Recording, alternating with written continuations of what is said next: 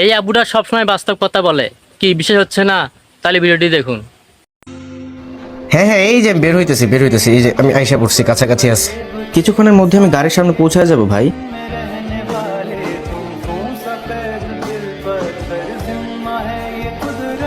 Office থেকে আসার তো সময় হয়ে গেছে, কয়টা বাজে? 5:30 বাজে, এখনো আসে নাই।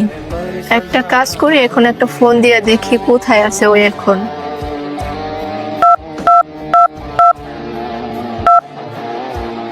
আপনার ডায়ালকৃত নাম্বারে সংযোগ প্রদান করা সম্ভব হচ্ছে না।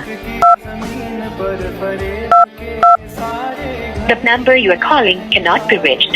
Please try ওকে again আমার later. কাছ থেকে Thank কিছু you. লুকাচ্ছে। একটা কাজ করি, রাজু ভাইয়াকে একটা ফোন দিই।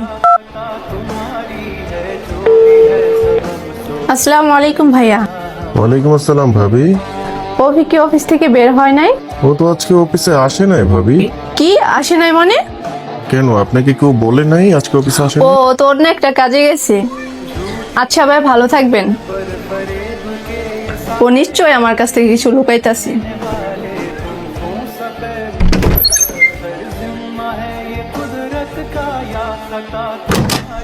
সারাদিন অফিসের নামে তুমি কইছিলা। বলতেছি আর এই ব্যাগ কিসের? না, মানে আমি একটু গ্রামে গিয়েছিলাম। ভাইয়া ভাবি নাকি মাকে বের করে দিছে বাসা থেকে, তাই মাকে নিয়ে আসলাম। কি তোমার মা? কেন, তোমার ভাই ভাবি কোথায়? আমাদের দুজনের পেট চলে না, তুমি আরেকজন নিয়ে আসছো। মা তোমাকে বাসা থেকে বের করে দিয়েছে? তুমি তখন আমার মায়ের কথা বলছো? আমি আগেই বলেছিলাম মায়ের কথা। তোর ভাই ভাবি আমার বাসা থেকে বের করে দিয়েছে।